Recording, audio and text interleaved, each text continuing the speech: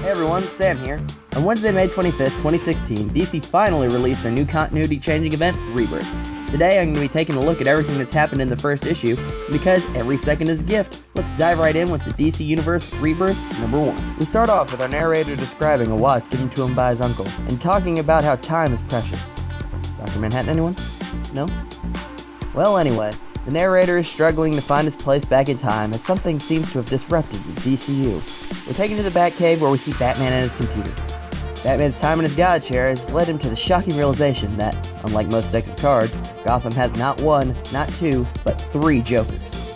This realization is broken up by our narrator, who's revealed to be none other than Kid Flash, Wally West. We get a scene similar to Batman v Superman, where Wally is thrust back into the Speed Force to continue his hunt for help to get back into the DCU. We get a recap of the events of Flashpoint, and Wally's hunt continues. We're given a teaser for several superheroes: Captain Atom, Blue Beetle, Dr. Fate, Robin, Green Lantern, and Aquaman, until we meet up with Pandora in an alleyway, and whoa! Who does that remind you of?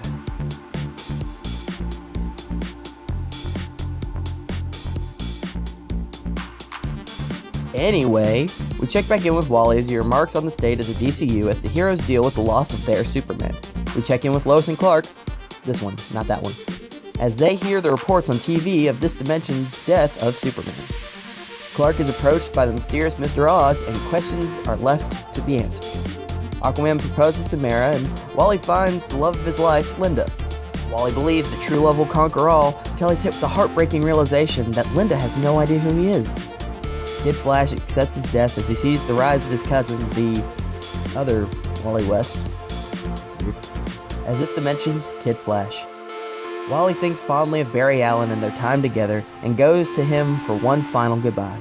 In the final moments of his existence, Wally is remembered by Barry and yanked back into existence. Barry apologizes for getting Wally, and Wally tells him that it's not his fault, but the fault of someone who's pulling strings in the background. Wally's narration continues, and we cut back to Batman, who's following a hunch and unearthing... Oh, no way. Seriously? Who unearths the comedian's badge from the Watchmen series? You mean to tell me this really was Dr. Manhattan? Things just got interesting. The epilogue ends on Mars with a deconstructing, reconstructing watch and an homage to the Doomsday Countdown clock from the classic DC Watchmen series. DC Universe Rebirth #1 introduced a lot of exciting concepts and brought back Watchmen of all things. And I can't wait to see what DC has in store for this one. The comic ends with a 2-page spread dedicated to the heroes of the DCU and 11 series that are coming up in the near future. I for one can't wait to see the new continuity that incorporates one of my all-time favorite comics, and look forward to seeing the amazing series that are to come.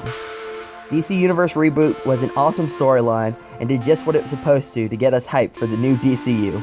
Like the video and comment down below what you think of DC Rebirth or any of the upcoming moves in the comic world in the near future. Be sure to subscribe to Something About Geek Stuff for all your nerdy needs, and as always, I've been Sam. I'll see you at the comic shop, and thanks for watching.